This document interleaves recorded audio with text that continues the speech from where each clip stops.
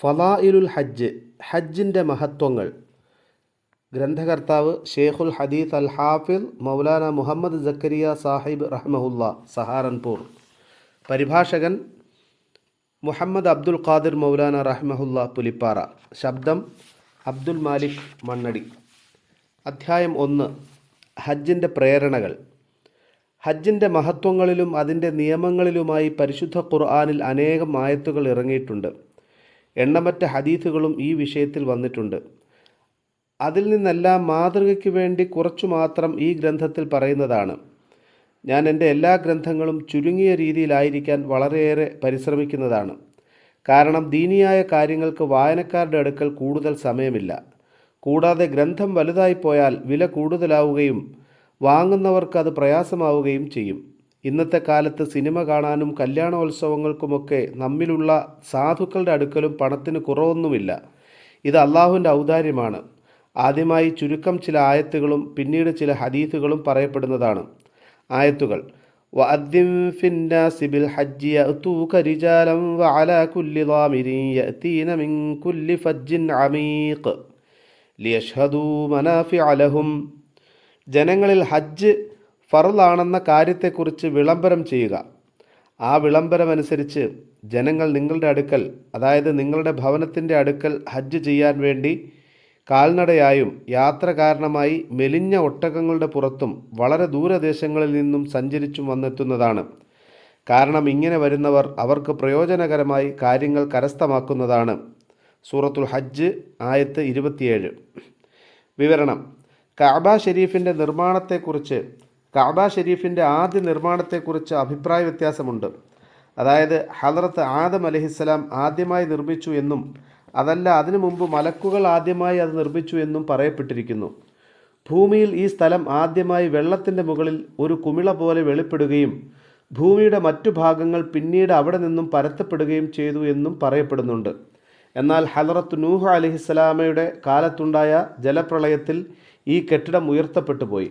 അതിനുശേഷം ഹദ്റത്ത് ഇബ്രാഹിം അലൈഹിസ്സലാം, ഇസ്മായിൽ അലൈഹിസ്സലാം അവരുടെ സഹായത്തോടെ ഈ ഭവനം കെട്ടി ഉയർത്തി. ഇതിനെക്കുറിച്ചാണ് പരിശുദ്ധ ഖുർആനിൽ നാം ഇബ്രാഹിമിന് അലൈഹിസ്സലാം ആ ഭവനത്തിൻ്റെ സ്ഥാനം കാണിച്ചു കൊടുത്തു എന്നും അള്ളാഹു താലയുടെ കൽപ്പന അനുസരിച്ച് ഹദ്റത്ത് ഇബ്രാഹിം അലൈഹിസ്സലാം അവർകളും ഇസ്മായിൽ അലൈഹിസ്സലാം അവർകളും ആ ഭവനത്തെ പുതുതായി നിർമ്മിച്ചു എന്നും പറഞ്ഞിട്ടുള്ളത്.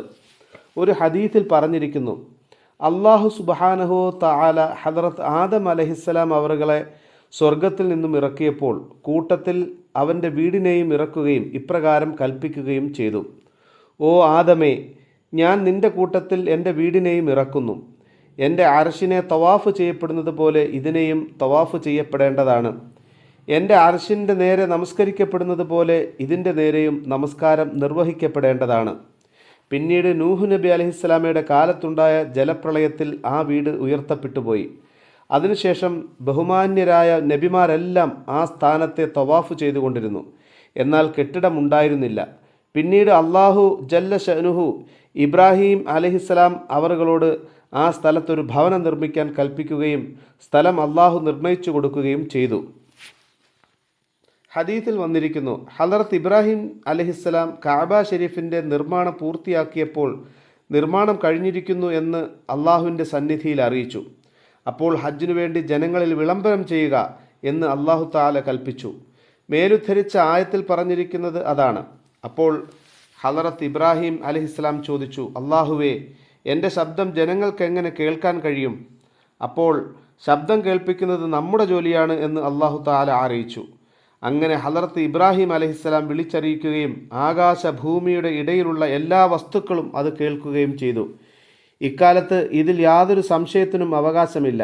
കാരണം ഇന്ന് കമ്പിയില്ല. കമ്പി മുഖേന ലോകത്തിൻ്റെ നാനാഭാഗങ്ങളിലും ശബ്ദങ്ങൾ എത്തിക്കൊണ്ടിരിക്കുന്നു. അപ്പോൾ ഇതെല്ലാം ഉണ്ടാക്കുന്നവരെ സൃഷ്ടിച്ചവൻ ശബ്ദം എത്തിക്കാൻ ഉദ്ദേശിക്കുകയാണെങ്കിൽ അതിൽ എന്ത് സംശയത്തിന് അവകാശമിരിക്കുന്നു? മറ്റൊരു ഹദീസിൽ പറഞ്ഞിരിക്കുന്നു, ഈ ശബ്ദം എല്ലാ മനുഷ്യരും കേൾക്കുകയും ലബ്ബൈക പറയുകയും ചെയ്തു. അതിൻ്റെ അർത്ഥം അടിയനിത ഹാജരായിരിക്കുന്നു എന്നാണ്. ഇതേ ലബ്ബൈക്കയാണ് ഹാജി ഇഹ്റാം കെട്ടിയത് മുതൽ ചൊല്ലിക്കൊണ്ടിരിക്കുന്നത്. അള്ളാഹു തആല ഏതൊരു മനുഷ്യന് ഹജ്ജ് ചെയ്യാനുള്ള ഭാഗ്യം നിശ്ചയിച്ചിരിക്കുന്നോ അങ്ങനെയുള്ളവർ ഈ ശബ്ദം കേട്ട് സന്തോഷിക്കുകയും ലബ്ബൈക്ക പറയുകയും ചെയ്തു. മറ്റൊരു ഹദീസിൽ ഇപ്രകാരം പറഞ്ഞിരിക്കുന്നു: ഭൂമിയിലുള്ളവനോ ആലമുൽ അർവാഹിലുള്ളവനോ ആയ ഏതൊരു മനുഷ്യനും ആ സമയത്ത് ലബ്ബൈക്ക പറഞ്ഞെങ്കിൽ തീർച്ചയായും അവൻ ഹജ്ജ് ചെയ്യുക തന്നെ ചെയ്യും. മറ്റൊരു ഹദീസിൽ പറഞ്ഞിരിക്കുന്നു: ഒരു പ്രാവശ്യം ലബ്ബൈക്ക പറഞ്ഞവൻ ഒരു ഹജ്ജ് ചെയ്യുന്നതാണ്, 2 പ്രാവശ്യം ലബ്ബൈക്ക പറഞ്ഞവൻ 2 ഹജ്ജ് ചെയ്യുന്നതാണ്. ഇതേ നിലയിൽ എത്ര പ്രാവശ്യം ലബ്ബൈക്ക പറഞ്ഞോ അത്രയും പ്രാവശ്യം ഹജ്ജ് ചെയ്യുന്നതാണ്. ആ സമയത്ത് തുടരെ തുടരെ ലബ്ബൈക്ക പറഞ്ഞ റൂഹുകൾ എത്ര വലിയ ഭാഗ്യം സിദ്ധിച്ചവരാണ്.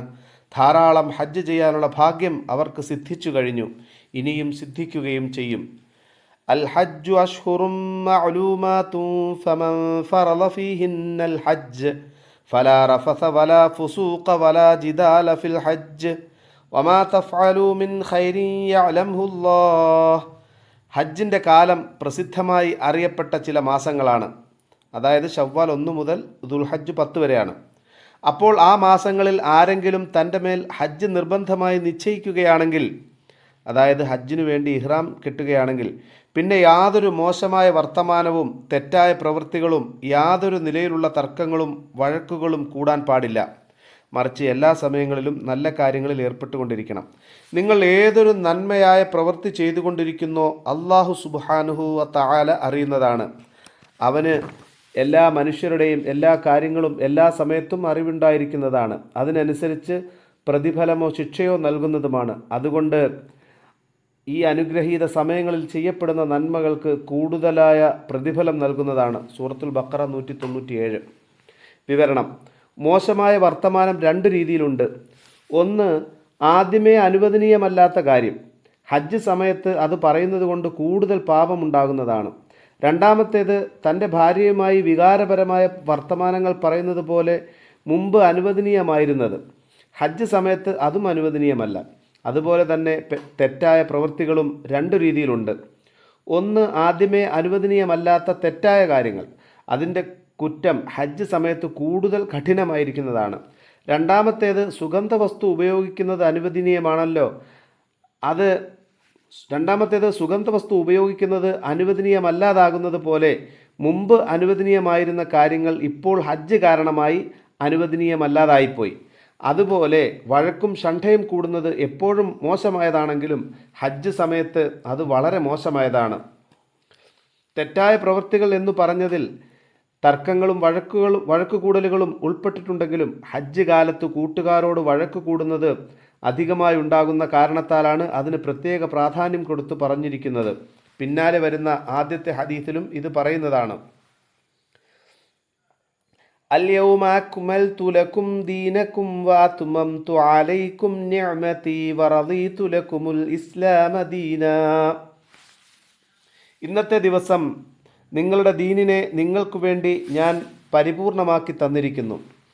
എൻ്റെ അനുഗ്രഹത്തെ നിങ്ങളുടെ മേൽ ഇന്ന് ഞാൻ പൂർത്തീകരിച്ചു തരികയും ചെയ്തിരിക്കുന്നു.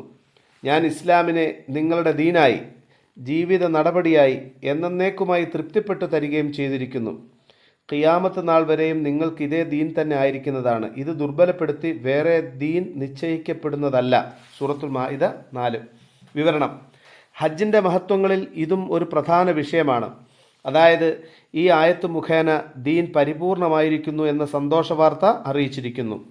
ഹജ്ജിൻ്റെ സന്ദർഭത്തിലാണ് ഈ ആയത്ത് ഇറങ്ങിയത്.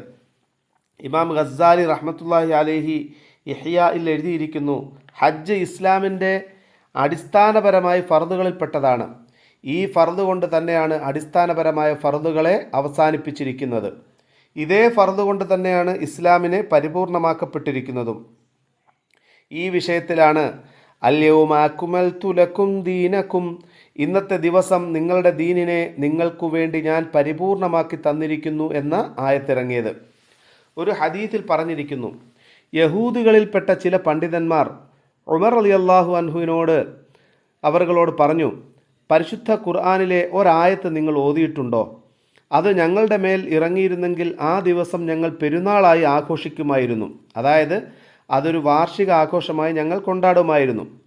ഉമർ റളിയല്ലാഹു അൻഹു അതേത് ആയത്താണ് എന്ന് ചോദിച്ചപ്പോൾ അൽയൗമ അക്മൽതു ലക്കും ദീനക്കും എന്ന ആയത്താണ് എന്ന് അവർ പറഞ്ഞു. അപ്പോൾ ഹദ്റത്ത് ഉമർ റളിയല്ലാഹു അൻഹു പറഞ്ഞു, അതേത് ദിവസമാണെന്നും എവിടെ വെച്ചാണ് ഇറങ്ങിയതെന്നും എനിക്കറിയാം. അൽഹംദുലില്ലാ, ആ ദിവസം ഞങ്ങളുടെ അടുക്കൽ 2 പെരുന്നാൾ ഒരുമിച്ച് കൂടിയിരുന്നു. ഒന്ന് ജുമുഅ ദിവസം, അത് മുസ്ലിമീങ്ങൾക്കൊരു പെരുന്നാൾ ദിവസമാണ്. രണ്ടാമത്തേത് അറഫ ദിവസം, അതും പ്രത്യേകിച്ച് ഹാജിമാർക്ക് പെരുന്നാൾ ദിവസമാണ്. ഹദറത്ത് ഉമർ റളിയല്ലാഹു അൻഹു പറഞ്ഞു, ഈ ആയത്തിറങ്ങിയത് ജുമുഅ ദിവസം അസറിനു ശേഷം റസൂലുള്ളാഹി സ്വല്ലല്ലാഹു അലൈഹി വസല്ലം അറഫ മൈതാനിയിൽ തങ്ങളുടെ ഒട്ടകത്തിൻ്റെ പുറത്തിരിക്കുമ്പോഴായിരുന്നു. യഥാർത്ഥത്തിൽ ഈ ആയത്ത് ഒരു വലിയ സന്തോഷ വാർത്തയാണ്. ഒരു ഹദീത്തിൽ വന്നിരിക്കുന്നു, ഈ ആയത്തിനു ശേഷം ഹറാം ഹലാൽ വിഷയത്തിൽ ഒരു പുതിയ നിയമവും ഇറങ്ങിയിട്ടില്ല. മനുഷ്യൻ ഹജ്ജ് ചെയ്യുന്ന സമയത്ത് ഈ ഫർദ് കൊണ്ട് ദീൻ പൂർണ്ണമാക്കപ്പെടുകയാണ്. ദീൻ പൂർത്തീകരിക്കപ്പെടുന്നതിനുള്ള വഴിയാണിത് എന്ന ചിന്തയിലായിരിക്കുകയാണെങ്കിൽ എത്രയേറെ ആഗ്രഹത്തോടും ആവേശത്തോടും കൂടി ഈ ഫർദ് നിർവഹിക്കുമെന്നത് വ്യക്തമാണല്ലോ.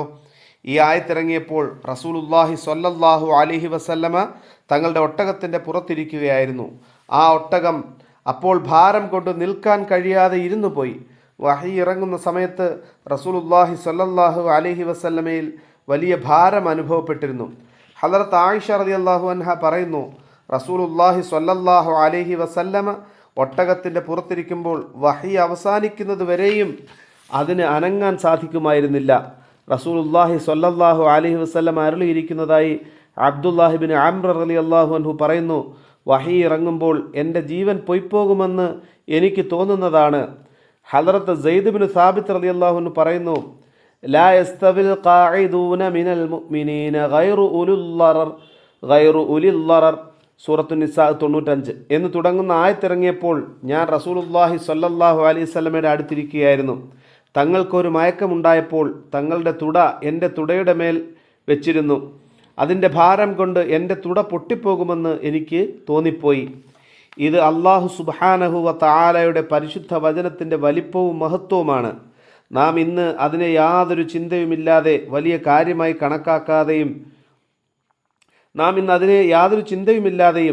കാര്യമായി കണക്കാക്കാതെയും ഒരു സാധാരണ വചനം പോലെ ഓതിക്കൊണ്ടിരിക്കുന്നു. ഇതുവരെയും ചില ആയത്തുകൾ എടുത്തുദ്ധരിച്ചു. ഇനി ചില ഹദീസുകളുടെ തർജുമ എഴുതി സമർപ്പിക്കുന്നു. അൻ അബീ ഹുറൈറത റളിയല്ലാഹു അൻഹു ഖാല റസൂലുള്ളാഹി സ്വല്ലല്ലാഹു അലൈഹി വസല്ലം മൻ ഹജ്ജ ലില്ലാഹി ഫലം യർഫസ് വലം യഫ്സുഖ് റജഅ കയൗമ വലദത്ഹു ഉമ്മുഹു മുത്തഫഖുൻ അലൈഹി. റസൂലുള്ളാഹി സ്വല്ലല്ലാഹു അലൈഹി വസല്ലം അരുളിയിരിക്കുന്നു, ഒരുവൻ അള്ളാഹുവിനു വേണ്ടി ഹജ്ജ് ചെയ്തു, അവൻ ആ ഹജ്ജിൽ അനാവശ്യമായ വർത്തമാനങ്ങൾ പറയുകയോ കുറ്റകരമായ പ്രവൃത്തികൾ ചെയ്യുകയോ ചെയ്തതുമില്ല. എന്നാൽ ഉമ്മ അവനെ പ്രസവിച്ച ദിവസം പോലെ അവൻ ഹജ്ജ് കഴിഞ്ഞ് പരിശുദ്ധമായി മടങ്ങി വരുന്നതാണ്. വിവരണം: കുട്ടി ജനിക്കുമ്പോൾ യാതൊരു രീതിയിലുള്ള തെറ്റുകുറ്റങ്ങളോ ഏതെങ്കിലും തരത്തിലുള്ള മോശത്തരങ്ങളോ കളങ്കങ്ങളോ ഇല്ലാത്ത മഅസൂമായിരിക്കുന്നതാണ്. ഇതേ ഫലം തന്നെയാണ് അള്ളാഹുവിനു വേണ്ടി മാത്രം ചെയ്യപ്പെടുന്ന ഹജ്ജിൻ്റെ പ്രയോജനവും. നമസ്കാരത്തിൻ്റെ മഹത്വങ്ങൾ എന്ന ഗ്രന്ഥത്തിൻ്റെ ആദ്യത്തിൽ ഇതുപോലെയുള്ള ഹദീസുകൾ കൊണ്ട് ഉദ്ദേശിക്കപ്പെടുന്നത് ചെറുപാപങ്ങളാണെന്ന് ഉലമാ പറഞ്ഞിട്ടുള്ള ആശയം പറഞ്ഞു കഴിഞ്ഞിട്ടുണ്ട്. എന്നാൽ ഹജ്ജിനെ സംബന്ധിച്ച് വളരെ കൂടുതൽ ഹദീസുകൾ ഈ വിഷയത്തിൽ റിവായത്ത് ചെയ്യപ്പെട്ടിട്ടുണ്ട് എന്ന കാരണത്താൽ ഹജ്ജ് കൊണ്ട് ചെറുതും വലുതുമായ പാപങ്ങളെല്ലാം പൊറുക്കപ്പെടുന്നതാണ് എന്ന് ചില ആലിമുകൾ തീർപ്പ് കൽപ്പിച്ചിരിക്കുന്നു. ഈ പരിശുദ്ധ ഹദീസിൽ 3 ആശയങ്ങൾ പറഞ്ഞിരിക്കുന്നു. ഒന്നാമത്തേത് അള്ളാഹുവിനു വേണ്ടി മാത്രം ഹജ്ജ് ചെയ്യണം എന്നുള്ളതാണ്. അതായത് അതിൽ യാതൊരു നിലയിലുള്ള ഭൗതികമായ ഉദ്ദേശങ്ങൾ, പ്രസിദ്ധി, ലോകമാന്യത മുതലായ ഒന്നും കലരാതിരിക്കണം. അനേകം ആളുകൾ പ്രസിദ്ധിക്കും പെരുമയ്ക്കും വേണ്ടി ഹജ്ജ് ചെയ്യുന്നുണ്ട്.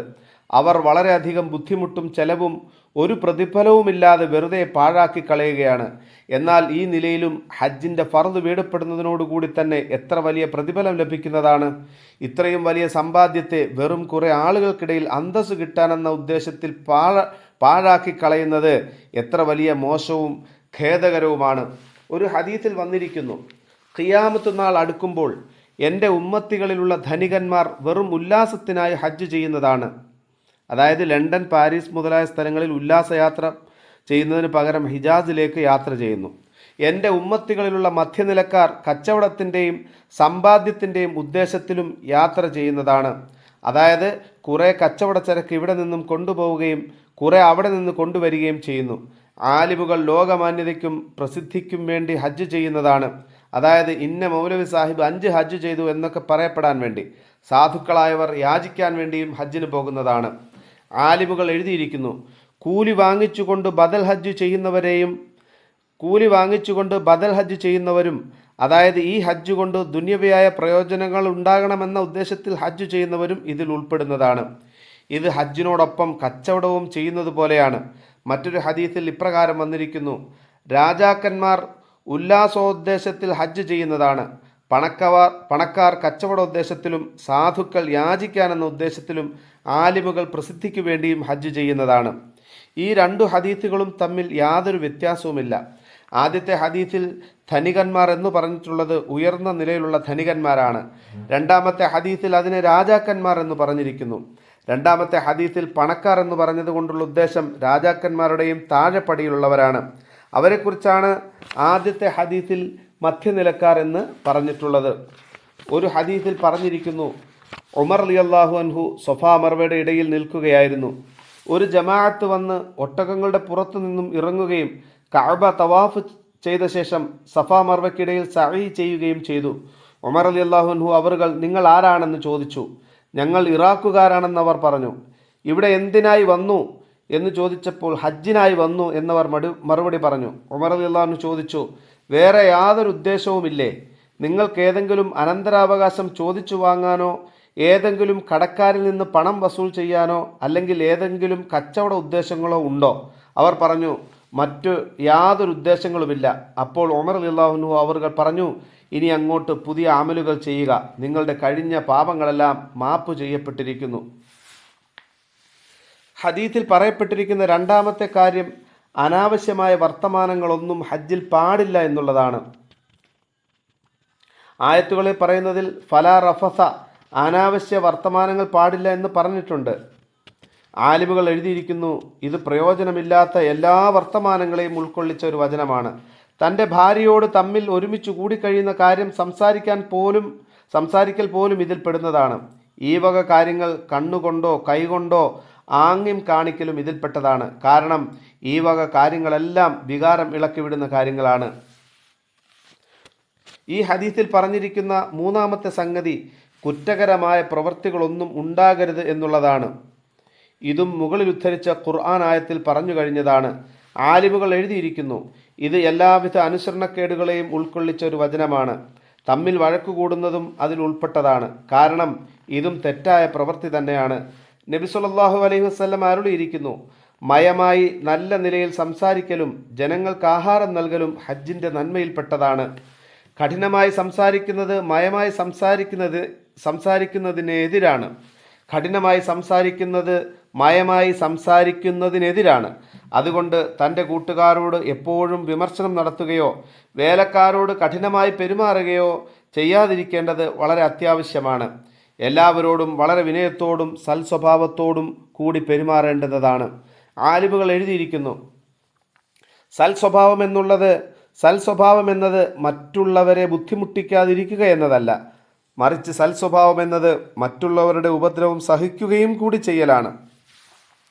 ആലിമുകൾ എഴുതിയിരിക്കുന്നു, സഫറിൽ യാത്രയിൽ മനുഷ്യൻ്റെ സ്വഭാവം വെളിപ്പെടുന്നു എന്ന കാരണത്താലാണ് അതിന് സഫർ എന്ന് പേര് വച്ചിരിക്കുന്നത്.